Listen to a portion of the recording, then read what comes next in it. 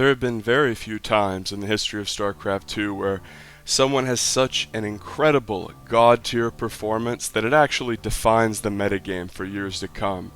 And this is one of those insidiously powerful moments in the history of the scene, if you were to look at a timeline, where a guy really put his foot on the throat of his opponent and showed that this is the proper way to play the matchup. And not only that, but this isn't a certain timing attack or a certain combination of units.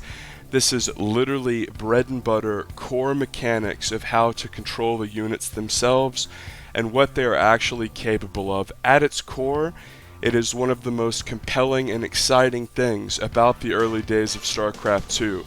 A lot of people look back at these Wings of Liberty games and say, my goodness, these are such low-level games, no one knew what they were doing, they were all clueless. And hilariously, people forget that, yeah, actually people were just sort of trying to do what they did in Brood War in StarCraft 2. Even though Brood War had a lot of really difficult, damning restrictions that didn't exist in StarCraft 2. The limited amount of units on a control group, the limit to one building on a control group, so you couldn't just have all your barracks on one key, hit 5 and hold A down. It wasn't like that in Brood War. You had to jump back to your base and click them all. I could go on, like limited camera hotkeys and stuff like this, so when your Brood War pro gamers got a hold of StarCraft 2, remember, it wouldn't be like you or me getting a hold of StarCraft 2 and just sort of tinkering with it, especially if we hadn't played Brood War, and then trying to figure out what was the easiest way to macro. These guys just took what they did in Brood War, and a lot of it was inefficient for StarCraft 2. For instance, for the first long while, Zergs weren't even hotkeying eggs, they were just churning stuff out of the hatcheries. And then whenever they finished, hotkeying them from the rally points, which was of course wildly inefficient. One weird thing that Marine King did, and this is just sort of a nice little sign, a nice little way that you know you're watching a Marine King game, is the depots are put in nonsensical places. Where a guy like Innovation is always going to be diligent about walling, and he'll have like a 9 depot wall at his third, and that's the sort of stuff that you want to emulate. Marine King would sort of do these brazen little maneuvers. They were almost disrespectful. And as far as Korean players go, as we see a drone patrolling at the base of the ramp, that is to prevent against double bunker block. Remember, there were no depots at this time. And if you are a GSL viewer, you'll remember when Parting Auto won that game versus Solar by building the pylon in that spot. That's the entire reason we see depots at the bases of ramps now, is because we had these auto-win strategies that were ridiculous, specifically against Zerg, because their lack of range units in the early game. At this time, Queens had 3 ground range, and you had no Ravagers, so if you got walled in, you were pretty boned. And everyone knew Zerg was going to try to fast expand, so evil Protoss players could just literally wall you in with 2 pylons at the base of your ramp. 2 pylon wall, 1 cannon. I mean, if you think cannon rushing is cheap and easy now with the shield battery, brother, when they could wall you in, it was auto win. And there's a reason on tournament maps that got patched. But back in these very early 2010 days, it hadn't been figured out yet. It took Blizzard like 2 years to fucking put the neutral depots at the base of ramps. But tournaments figured it out probably like in April or May. They started putting those depots at the bottom of ramps, so Zerg just wouldn't auto lose. But in this era, the second ever GSL 2010, we really saw a lot of games that were decided very quickly against the Zerg. The Terran had a plethora of options. Aggressive Terran players are really at an advantage in this era. The Overlord was slower, the Queen was worse, so aggressive Terran play was very powerful. And we have the aggressive Terran players, of all aggressive Terran players, here on display today. This is MarineKingPrime in the top right. Now originally he played under the ID Boxer. Boxer, of course, is like the most famous pro gamer in the world, at least he was in 2010. And he was a god in Brood War, a micro-based aggressive Terran player. And we see an identical style here from MarineKingPrime. Now, in order to avoid confusion, because Boxer was literally playing in these GSLs, like on the other side of the bracket, or sometimes even against MKP, what we would see is foreign fans sort of referred to Marine King as Foxer, fake boxer. This is where the American Terran Matt Foxer Harris got his name years later. And of course we can sort of deduce that years later, and by years later it was really like a couple months, Boxer, or Marine King, changed his ID to Marine King Prime, and Boxer always remained Boxer. But it's a little bit confusing, especially if you weren't around at the time. You're like, well, why does it say Marine King and it says Boxer at the top? It's because Boxer was a god and a legend. Everybody liked him, and this was a very perplexing cancel in the top left. And Marine King really liked his style, and we can see him sort of emulate it. As holy crap, a lot of Banes are being morphed here, as a little bit of a Baneling bust is going to be attempted here for Kirix. And he's going to come in here, and at this time, this was auto-lose. People did not really understand how to split Marines properly. When you see this many Marines versus this many Banes, it really does look like Zerg is going to have a good time. And Marine King brilliantly splits his Marines back into individual little groups and holds. You might be saying, well, Venomous Stare, like, that wasn't really that impressive. Like, what are you on about? As we see more Lings coming here. A typical Zerg player who's going to Baneling all in you, they're going to keep making Ling Bane. Like, you better wall in as quick as possible and get more shit at the top of that ramp. So the point of this game, and the reason why this is Marine King Prime's Immortal game, is because this is the game where Marine splitting was invented. It might seem weird to say, but back in this time, yeah, people were still doing a lot of stuff in the same Starcraft Brood War mindset. Back in the Brood War days, you stemmed your control group of Marines, they went into range, and you A-move, attack, focus them on stuff. There was really no splitting. With that sort of 8-bit, up and down diagonal mode going on in Brood War, it was way harder to split individual units, and there were no Banelings either. This took Terrans a while to adjust, and one of the siege tanks unsieges, and we can see brilliantly Marine King built another building right behind the wall, which stalled out and affected the Ling Bane all in, and allowed him to take that without any really losses. He was able to just deflect that. And Kirix is going to have to run back with his tail between his legs. His creep spread is just one tumor that's been spread over and over. He skipped upgrades, which is almost always the case when you're going to Ling Bane all in. And his third, of course, doesn't really have any drones on it. You had a lot of players in the beginning of StarCraft 2, like Nesty and Idra, who were trying to figure out, how do I macro on these god-awful maps? I want to figure out how to take my third, how to play the late game. And what really happened was, it was very hard to do that until the maps got a little bit bigger, until Zerg got a couple tiny little buffs. Maybe the bunker got a little bit of a nerf. So you had a couple players on the Zerg side of things who were like, Mutiling Baneling and defend my third on Desert Oasis, forget that. I'm going to play mid-game centric, like 40 drone Ling Baneling. I'm basically going to play a style that's like, I'm just not going to die. And it's like, yeah, but what happens if they just outscale you in macro? It's like, well, at least I didn't die in the mid-game. And Kirix was one of these guys. These players were also, for a lack of a better term, sort of cheesy, because Kirix would open like almost all of his games like this, like, oh, I'm going to get 2 base saturation and try to make a shitload of Ling Bane. And here we go, another engagement as Marine King is stemming backwards and being absolutely incredible. Look at basically every Marine is in an individual little group, and you might be saying, Venomous Stare, like this is just basic Marine splitting micro. I'm telling you guys, back at this time, people would stem the Marines into one big clump and then maybe retreat them all running away at once as though it was a big control group full of StarCraft 1 Marines, and you were limited. Remember, StarCraft 1, so much harder macro-wise, and you had control group limits, and it was just harder to get your shit in and out. Anyway, Marine King is going into 1-1. It's going to be very hard to outscale him, and thankfully Baneling speed is being researched here, because you didn't really realize that at this time, like, yeah, slow Banes were kind of bad, but because you didn't have Banes in Brood War, you didn't realize how bad they were. And then when Marine King, like, split away from him, he was like, oh, holy shit, like, the Bane is so expensive, remember, it's a Ling, and it costs gas and minerals to make. So a lot of cynical Terrans might be like, oh, the Baneling's so strong, it's so imbalanced, it's so annoying. Baneling is really powerful and can be frustrating, but if you get in this position where you're always on the back foot as Zerg and you're always having to remake a bunch of Banelings and do inefficient Baneling trades, you're going to have larvae issues. You're never going to be able to establish a foothold and stop the bleeding. Couple late sloppy spines coming down for Kirix as he's having trouble trading. Thankfully, he does pick off a tank. That was one of the biggest parts of defending Terran pushes back in this era, was sniping tanks that were rallying. And Marine King is just continuing to aggress.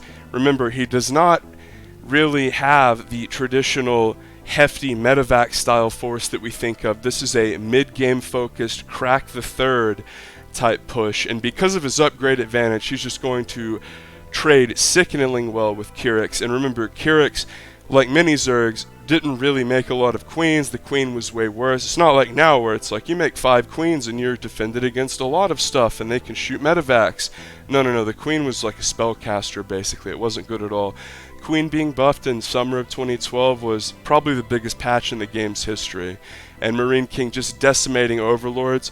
We can see Marine King's signature style coming out, where he's constantly being aggressive, keeping the Zerg on the back foot, and even doing sort of things that we wouldn't consider top tier or good, like not using 2 scans to clear out all the creeps so he can keep muling and keeping the pressure on. I don't want to go as far as it's like, oh, it's bad, but on some level it's just so endearing to see his style of play as he messes up his splits a little bit there, but see, he's really making his bones off of the Zerg running off of creep, a part of the matchup that we see apply even till this day.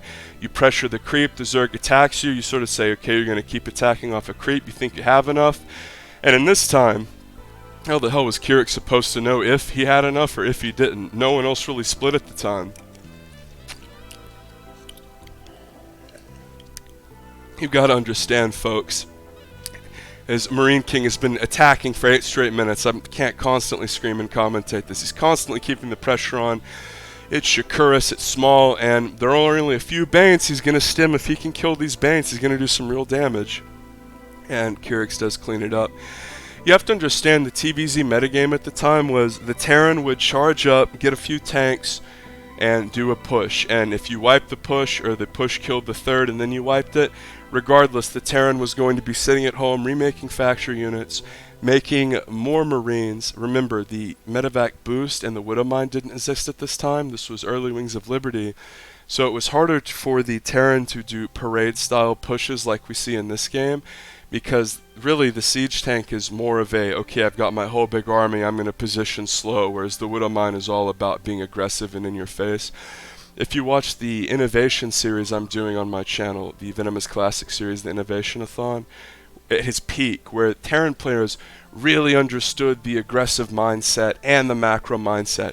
Peak MVP at the end of Wings of Liberty might have been like the perfect understanding of the macro mindset, and then this Marine King game is sort of the understanding of the micro mindset of what you can do to really push your opponent micro-wise and put pressure on them. As again, the Zerg player will try to attack and it's like, oh wow, he didn't just stim all of his Marines into me.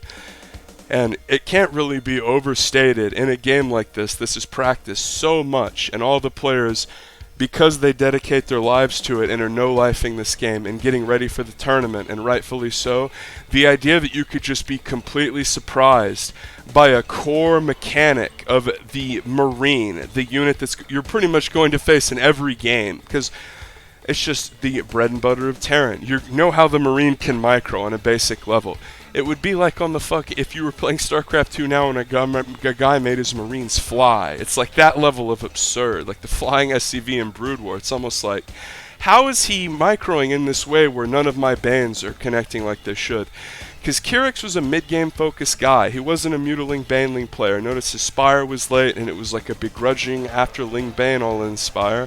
And even after that, he was like, well, I don't even want to make freaking Mutas. I want to go back into Roach because I can't catch a foothold. And Marine King kills the Spire, does more damage, continuing to reinforce. And you notice Marine King's macro, his third was super late. He's probably going to end up floating one of his bases to a third base, whether it be his natural or his main, or even freaking both. You might be saying, this Marine King, aka Foxer, he plays a lot like Maru. Yes, he does. Marine King was a player with a lot of moxie and sort of aggressive, obnoxious, in-your-face style play. Obnoxious in a good way. Obnoxious like keep the Zerg on the back foot kind of way. And Maru took that style and he ran with it. He perfected it. Maru was way better at scouting than Marine King, who famously just wouldn't scout and would basically just like do whatever build he was going to do, LOL. And he also can play mech, whereas Marine King would also famously like just float his factory.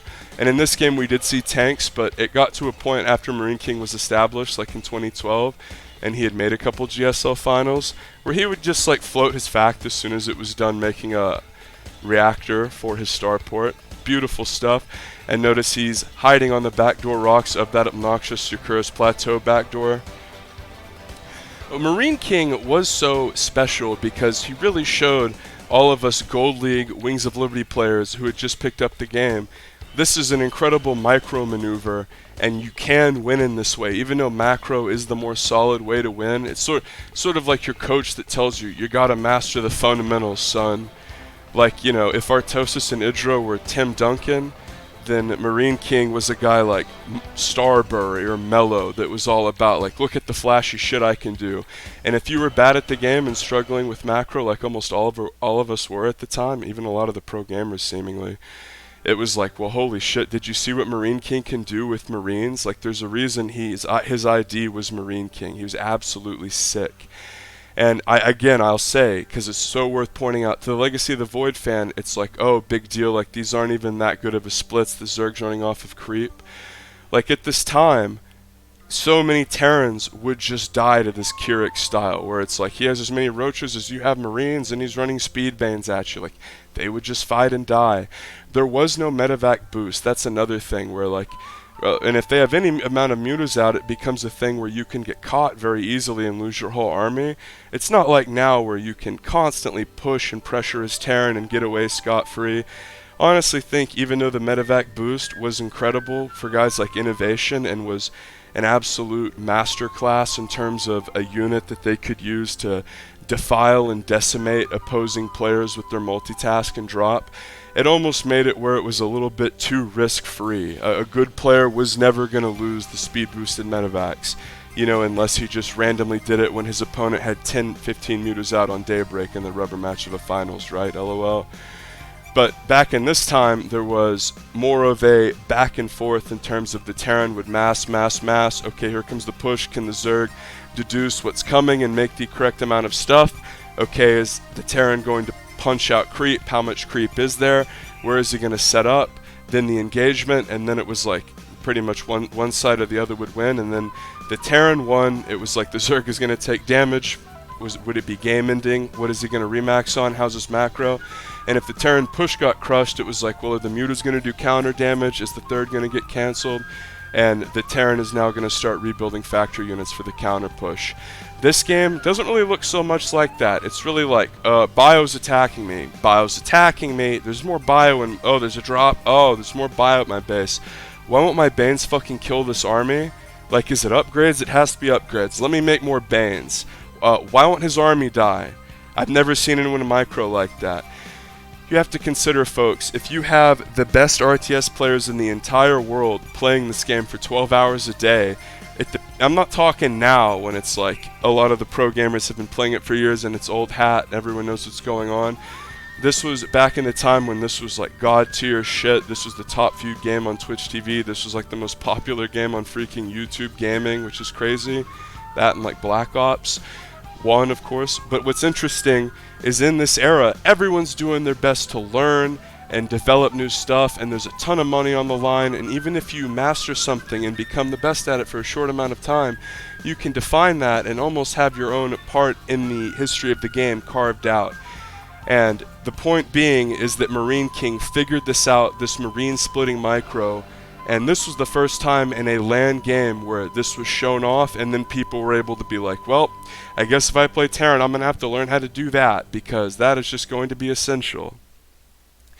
And again, this is just a perfect example of how to micro, because a lot of people would say, okay, well, marine splitting, like it's just moving your stuff into individual control groups. The Koreans are god tier, like they can do it. Well, it was different than that. It was more of a technique and a tool book. It was something from your repertoire you could pull from.